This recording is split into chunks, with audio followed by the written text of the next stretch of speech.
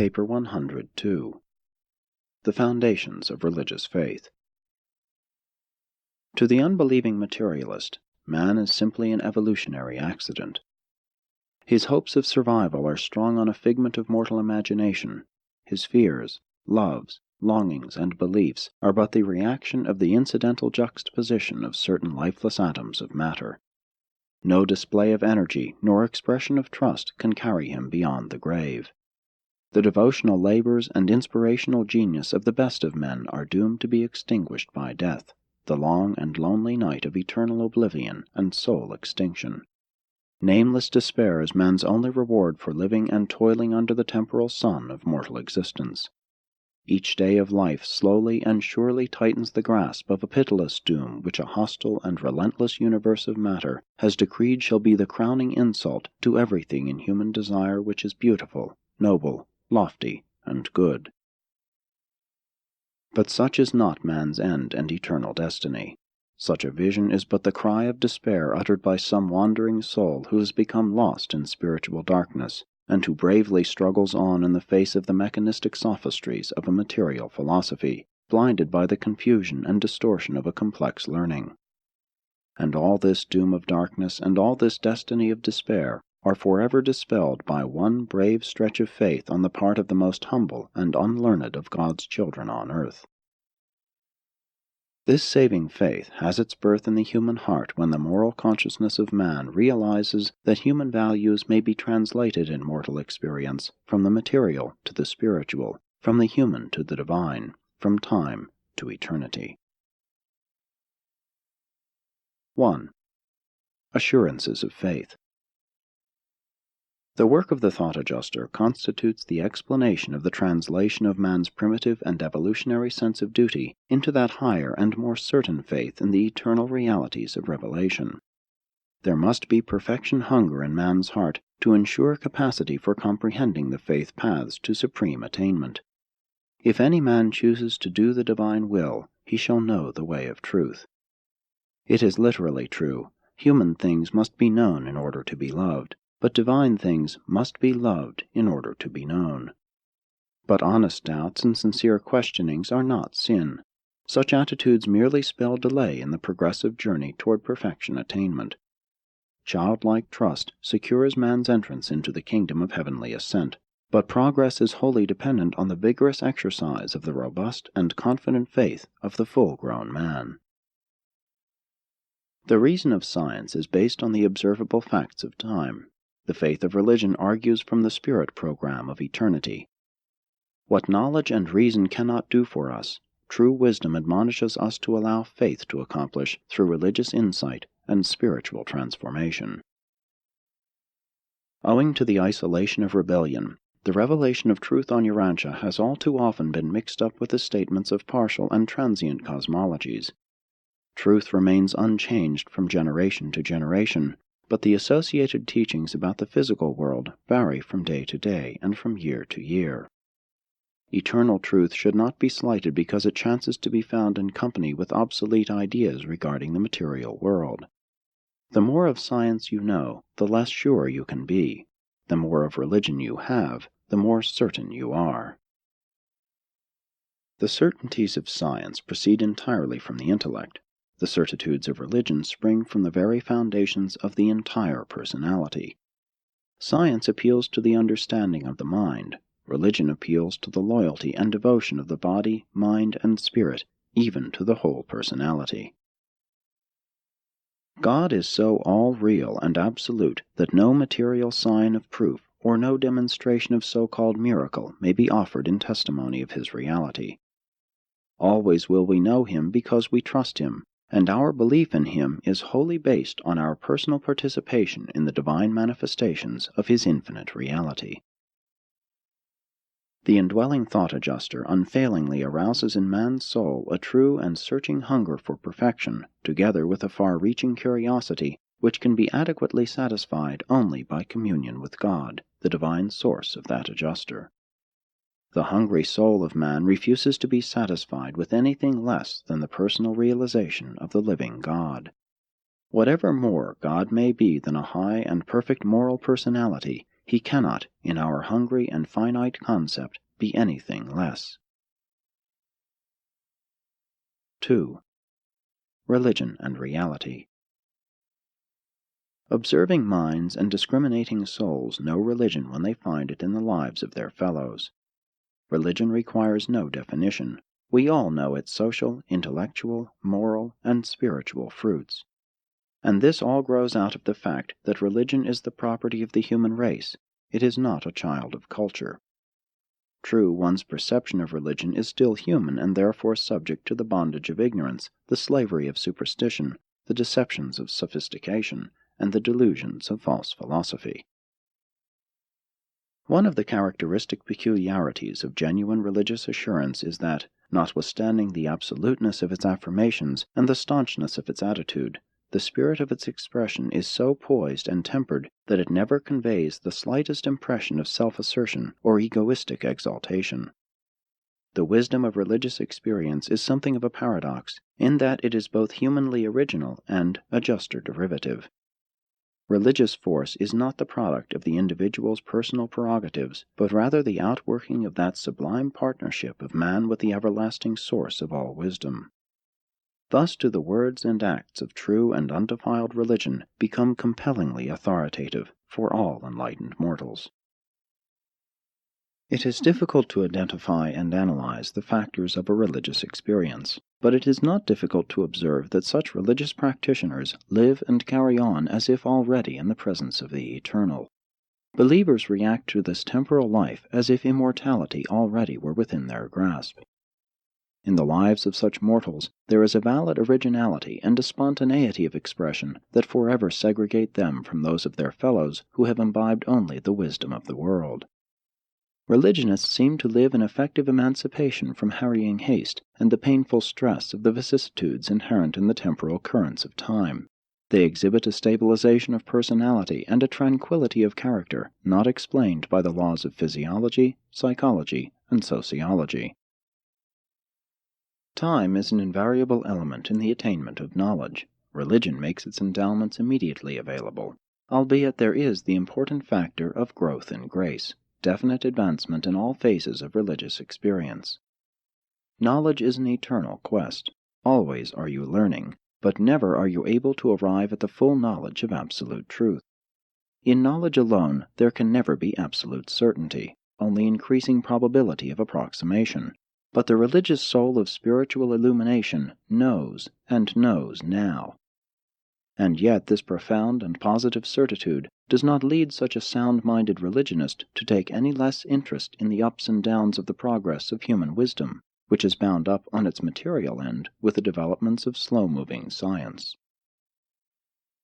Even the discoveries of science are not truly real in the consciousness of human experience until they are unraveled and correlated, until their relevant facts actually become meaning through encircuitment in the thought streams of mind. Mortal man views even his physical environment from the mind level, from the perspective of its psychological registry.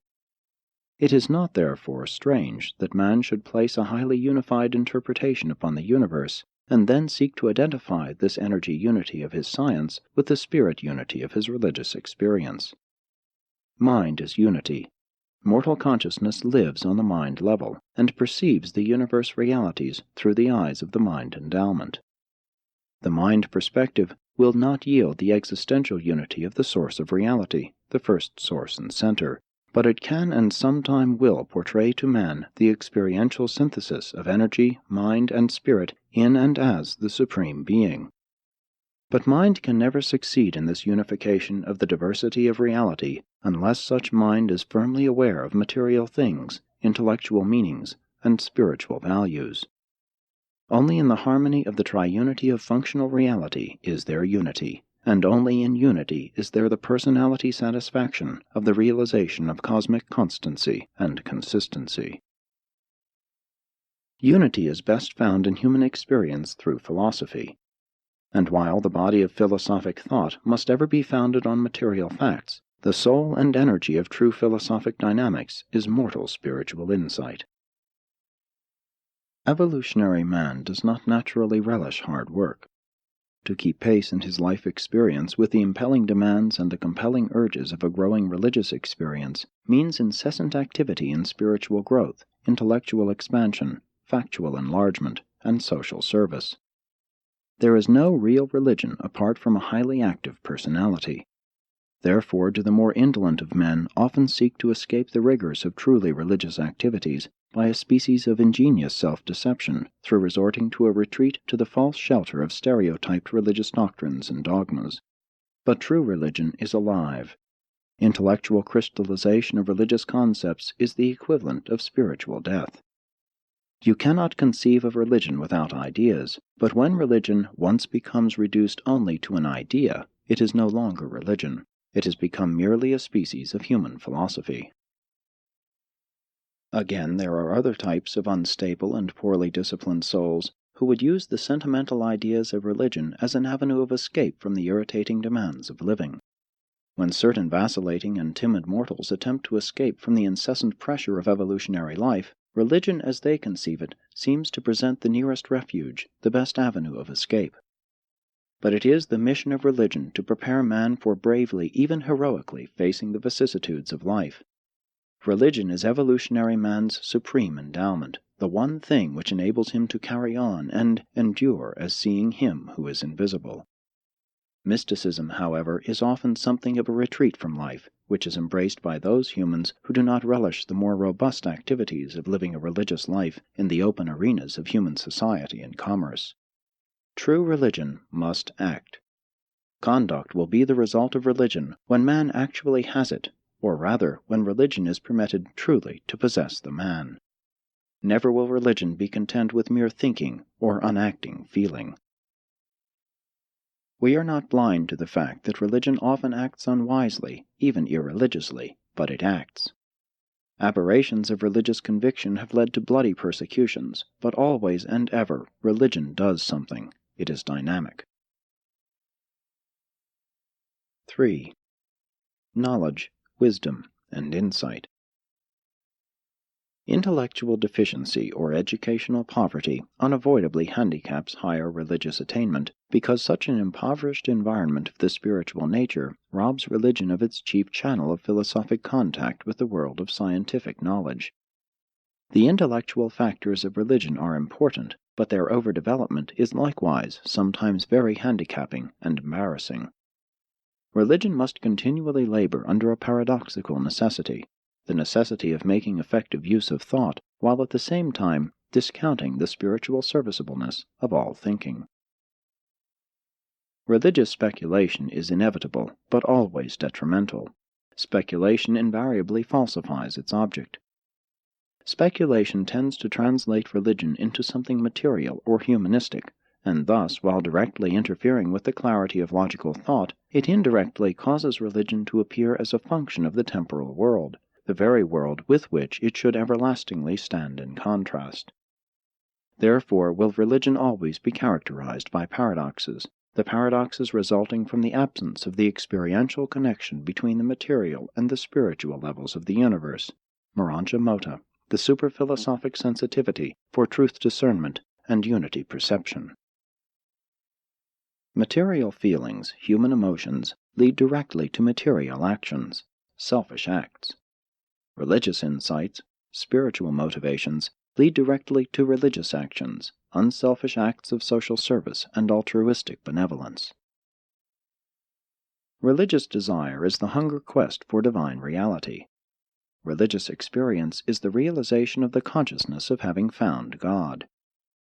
And when a human being does find God, there is experienced within the soul of that being such an indescribable restlessness of triumph and discovery that he is impelled to seek loving service contact with his less illuminated fellows, not to disclose that he has found God, but rather to allow the overflow of the welling up of eternal goodness within his own soul to refresh and ennoble his fellows.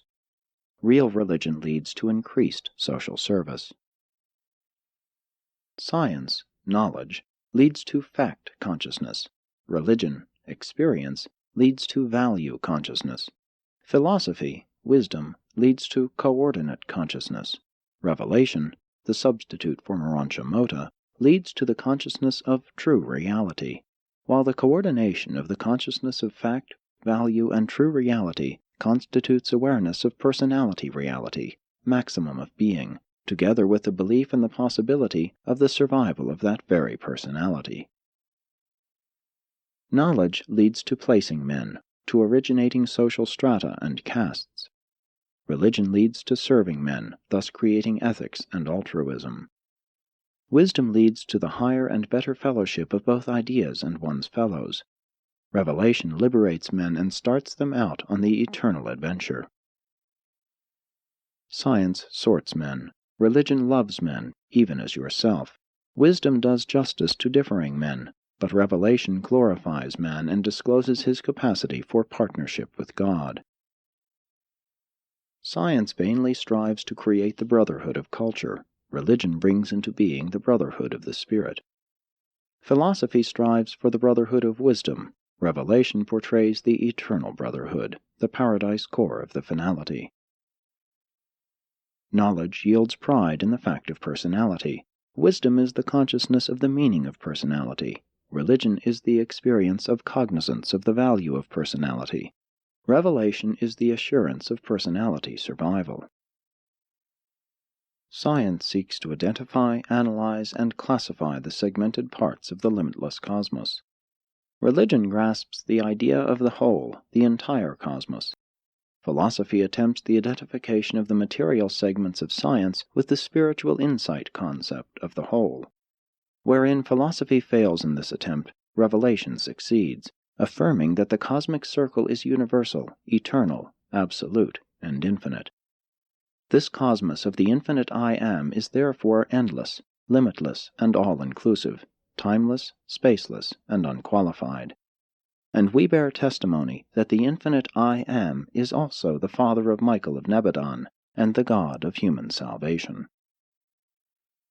Science indicates deity as a fact. Philosophy presents the idea of an absolute. Religion envisions God as a loving, spiritual personality. Revelation affirms the unity of the fact of deity, the idea of the absolute, and the spiritual personality of God, and, further, presents this concept as our Father, the universal fact of existence, the eternal idea of mind, and the infinite spirit of life. The pursuit of knowledge constitutes science. The search for wisdom is philosophy. The love for God is religion. The hunger for truth is a revelation. But it is the indwelling thought adjuster that attaches the feeling of reality to man's spiritual insight into the cosmos. In science, the idea precedes the expression of its realization. In religion, the experience of realization precedes the expression of the idea. There is a vast difference between the evolutionary will to believe and the product of enlightened reason, religious insight, and revelation, the will that believes.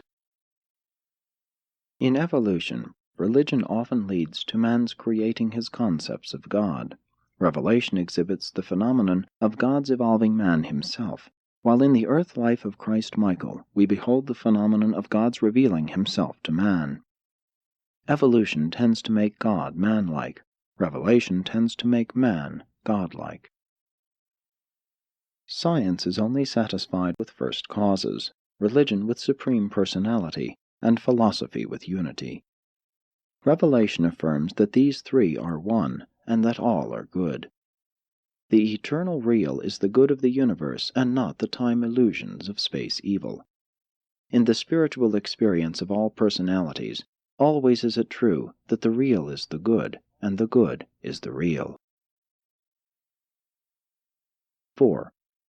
The fact of experience. Because of the presence in your minds of the thought adjuster, it is no more of a mystery for you to know the mind of God than for you to be sure of the consciousness of knowing any other mind, human or superhuman. Religion and social consciousness have this in common. They are predicated on the consciousness of other-mindedness. The technique whereby you can accept another's idea as yours is the same whereby you may let the mind which was in Christ be also in you. What is human experience? It is simply any interplay between an active and questioning self and any other active and external reality. The mass of experience is determined by depth of concept plus totality of recognition of the reality of the external. The motion of experience equals the force of expectant imagination plus the keenness of the sensory discovery of the external qualities of contacted reality. The fact of experience is found in self-consciousness plus other existences, other thingness, other mindness, and other spiritness. Man very early becomes conscious that he is not alone in the world or the universe. There develops a natural spontaneous self-consciousness of other-mindedness in the environment of selfhood. Faith translates this natural experience into religion, the recognition of God as the reality, source, nature, and destiny of other-mindedness. But such a knowledge of God is ever and always a reality of personal experience. If God were not a personality, he could not become a living part of the real religious experience of a human personality. The element of error present in human religious experience is directly proportional to the content of materialism which contaminates the spiritual concept of the Universal Father. Man's pre-spirit progression in the universe consists in the experience of divesting himself of these erroneous ideas of the nature of God and of the reality of pure and true spirit. Deity is more than spirit, but the spiritual approach is the only one possible to ascending man. Prayer is indeed a part of religious experience, but it has been wrongly emphasized by modern religions, much to the neglect of the more essential communion of worship. The reflective powers of the mind are deepened and broadened by worship. Prayer may enrich the life, but worship illuminates destiny. Revealed religion is the unifying element of human existence. Revelation unifies history, coordinates geology, astronomy, physics, chemistry, biology, sociology, and psychology. Spiritual experience is the real soul of man's cosmos. 5. The supremacy of purposive potential. Although the establishment of the fact of belief is not equivalent to establishing the fact of that which is believed, nevertheless, the evolutionary progression of simple life to the status of personality does demonstrate the fact of the existence of the potential of personality to start with. And in the time universes, potential is always supreme over the actual. In the evolving cosmos, the potential is what is to be, and what is to be is the unfolding of the purposive mandates of deity. This same purposive supremacy is shown in the evolution of mind ideation when primitive animal fear is transmuted into the constantly deepening reverence for God and into increasing awe of the universe. Primitive man had more religious fear than faith, and the supremacy of spirit potentials over mind actuals is demonstrated when this craven fear is translated into living faith in spiritual realities. You can psychologize evolutionary religion, but not the personal experience religion of spiritual origin. Human morality may recognize values, but only religion can conserve, exalt, and spiritualize such values. But notwithstanding such actions, religion is something more than emotionalized morality. Religion is to morality as love is to duty, as sonship is to servitude, as essence is to substance. Morality discloses an almighty controller, a deity to be served. Religion discloses an all-loving Father, a God to be worshipped and loved. And again, this is because the spiritual potentiality of religion is dominant over the duty actuality of the morality of evolution. 6. The certainty of religious faith. The philosophic elimination of religious fear and the steady progress of science add greatly to the mortality of false gods, and even though these casualties of man-made deities may momentarily befog the spiritual vision, they eventually destroy that ignorance and superstition which so long obscured the living God of eternal love. The relation between the creature and the Creator is a living experience, a dynamic religious faith which is not subject to precise definition. To isolate part of life and call it religion is to disintegrate life and to distort religion. And this is just why the God of worship claims all allegiance or none. The gods of primitive men may have been no more than shadows of themselves. The living God is the divine light whose interruptions constitute the creation shadows of all space. The religionist of philosophic attainment has faith in a personal God of personal salvation, something more than a reality, a value, a level of achievement, an exalted process, a transmutation, the ultimate of time-space, an idealization, the personalization of energy, the entity of gravity, a human projection, the idealization of self, nature's upthrust, the inclination to goodness, the forward impulse of evolution, or a sublime hypothesis. The religionist has faith in a God of love. Love is the essence of religion and the wellspring of superior civilization. Faith transforms the philosophic God of probability into the saving God of certainty in the personal religious experience. Skepticism may challenge the theories of theology, but confidence in the dependability of personal experience affirms the truth of that belief which has grown into faith. Convictions about God may be arrived at through wise reasoning, but the individual becomes God-knowing only by faith, through personal experience. In much that pertains to life, probability must be reckoned with, but when contacting with cosmic reality, certainty may be experienced when such meanings and values are approached by living faith. The God-knowing soul dares to say, "I know," even when this knowledge of God is questioned by the unbeliever who denies such certitude because it is not wholly supported by intellectual logic. To every such doubter, the believer only replies, "How do you know that I do not know?" Though reason can always question faith, faith can always supplement both reason and logic. Reason creates the probability which faith can transform into a moral certainty, even a spiritual experience. God is the first truth and the last fact. Therefore does all truth take origin in Him, while all facts exist relative to Him. God is absolute truth. As truth, one may know God, but to understand, to explain God, one must explore the fact of the universe of universes. The vast gulf between the experience of the truth of God and ignorance as to the fact of God can be bridged only by living faith. Reason alone cannot achieve harmony between infinite truth and universal fact. Belief may not be able to resist doubt and withstand fear, but faith is always triumphant over doubting, for faith is both positive and living. The positive always has the advantage over the negative, truth over error, experience over theory, spiritual realities over the isolated facts of time and space. The convincing evidence of this spiritual certainty consists in the social fruits of the Spirit which such believers, faithers, yield as a result of this genuine spiritual experience.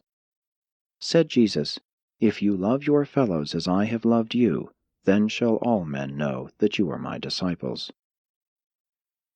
To science, God is a possibility, to psychology a desirability, to philosophy a probability, to religion a certainty, an actuality of religious experience.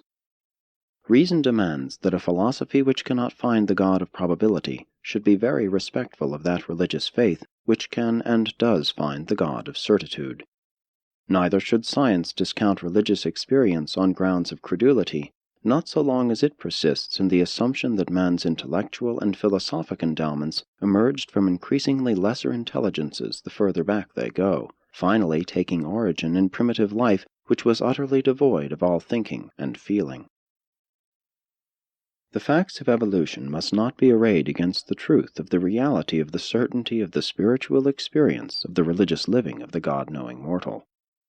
Intelligent men should cease to reason like children, and should attempt to use the consistent logic of adulthood, logic which tolerates the concept of truth alongside the observation of fact. Scientific materialism has gone bankrupt when it persists in the face of each recurring universe phenomenon in refunding its current objections by referring what is admittedly higher back into that which is admittedly lower. Consistency demands the recognition of the activities of a purposive creator. Organic evolution is a fact. Purposive or progressive evolution is a truth which makes consistent the otherwise contradictory phenomena of the ever-ascending achievements of evolution. The higher any scientist progresses in his chosen science, the more will he abandon the theories of materialistic fact in favor of the cosmic truth of the dominance of the Supreme Mind. Materialism cheapens human life. The gospel of Jesus tremendously enhances and supernally exalts every mortal. Mortal existence must be visualized as consisting in the intriguing and fascinating experience of the realization of the reality of the meeting of the human upreach and the divine and saving downreach. 7. The Certitude of the Divine. The Universal Father, being self-existent, is also self-explanatory. He actually lives in every rational mortal. But you cannot be sure about God unless you know Him. Sonship is the only experience which makes fatherhood certain. The universe is everywhere undergoing change. A changing universe is a dependent universe. Such a creation cannot be either final or absolute. A finite universe is wholly dependent on the ultimate and the absolute. The universe and God are not identical. One is cause, the other effect. The cause is absolute, infinite, eternal, and changeless.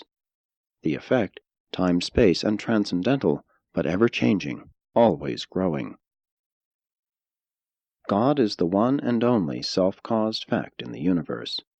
He is the secret of the order, plan, and purpose of the whole creation of things and beings. The everywhere changing universe is regulated and stabilized by absolutely unchanging laws, the habits of an unchanging God. The fact of God, the divine law, is changeless. The truth of God, His relation to the universe, is a relative revelation which is ever adaptable to the constantly evolving universe. Those who would invent a religion without God are like those who would gather fruit without trees, have children without parents.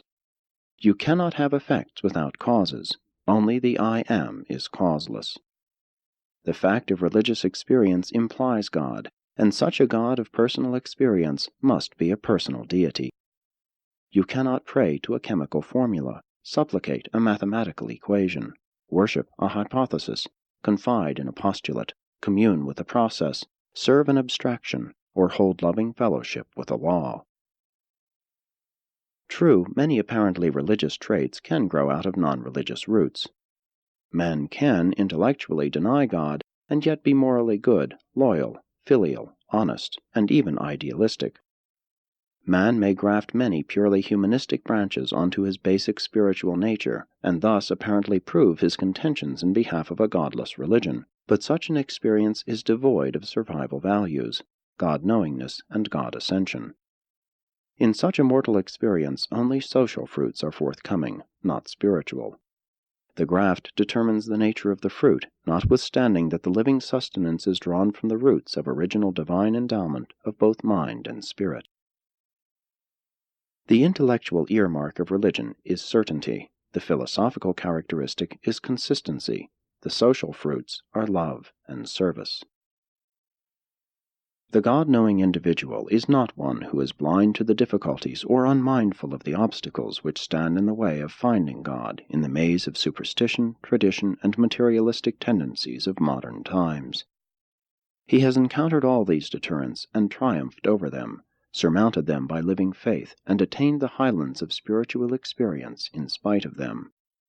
But it is true that many who are inwardly sure about God fear to assert such feelings of certainty because of the multiplicity and cleverness of those who assemble objections and magnify difficulties about believing in God. It requires no great depth of intellect to pick flaws, ask questions, or raise objections. But it does require brilliance of mind to answer these questions and solve these difficulties. Faith certainty is the greatest technique for dealing with all such superficial contentions. If science, philosophy, or sociology dares to become dogmatic in contending with the prophets of true religion, then should God-knowing men reply to such unwarranted dogmatism with that more far-seeing dogmatism of the certainty of personal spiritual experience. I know what I have experienced because I am a son of I Am.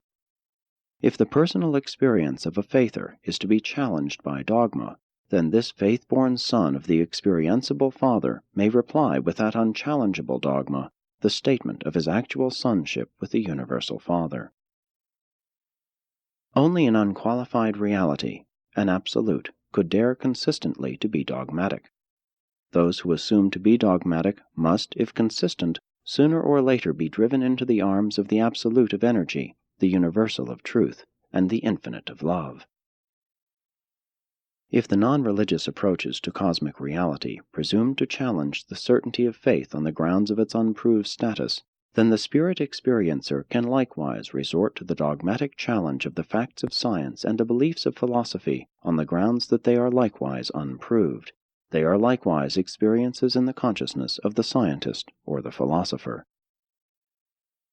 Of God, the most inescapable of all presences, the most real of all facts, the most living of all truths, the most loving of all friends, and the most divine of all values, we have the right to be the most certain of all universe experiences. 8. The evidences of religion. The highest evidence of the reality and efficacy of religion consists in the fact of human experience, namely that man, naturally fearful and suspicious, innately endowed with a strong instinct of self-preservation and craving survival after death, is willing fully to trust the deepest interests of his present and future to the keeping and direction of that power and person designated by his faith as God. That is the one central truth of all religion. As to what that power or person requires of man in return for this watch-care and final salvation, no two religions agree. In fact, they all more or less disagree. Regarding the status of any religion in the evolutionary scale, it may best be judged by its moral judgments and its ethical standards. The higher the type of any religion, the more it encourages and is encouraged by a constantly improving social morality and ethical culture. We cannot judge religion by the status of its accompanying civilization. We had better estimate the real nature of a civilization by the purity and nobility of its religion. Many of the world's most notable religious teachers have been virtually unlettered. The wisdom of the world is not necessary to an exercise of saving faith in eternal realities. The difference in the religions of various ages is wholly dependent on the difference in man's comprehension of reality and on his differing recognition of moral values, ethical relationships, and spirit realities. Ethics is the eternal social or racial mirror which faithfully reflects the otherwise unobservable progress of internal spiritual and religious developments. Man has always thought of God in the terms of the best he knew, his deepest ideas and highest ideals.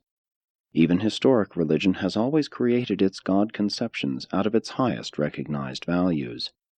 Every intelligent creature gives the name of God to the best and highest thing he knows. Religion, when reduced to terms of reason and intellectual expression, has always dared to criticize civilization and evolutionary progress as judged by its own standards of ethical culture and moral progress. While personal religion precedes the evolution of human morals, it is regretfully recorded that institutional religion has invariably lagged behind the slowly changing mores of the human races. Organized religion has proved to be conservatively tardy.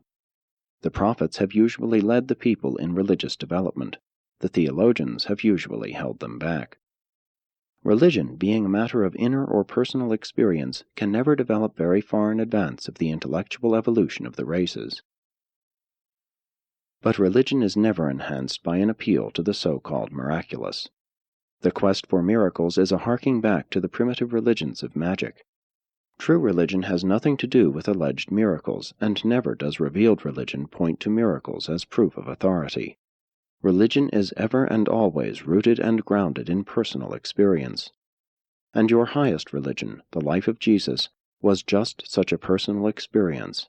Man, mortal man, seeking God, and finding Him to the fullness during one short life in the flesh, while in the same human experience there appeared God seeking man and finding Him to the full satisfaction of the perfect soul of infinite supremacy.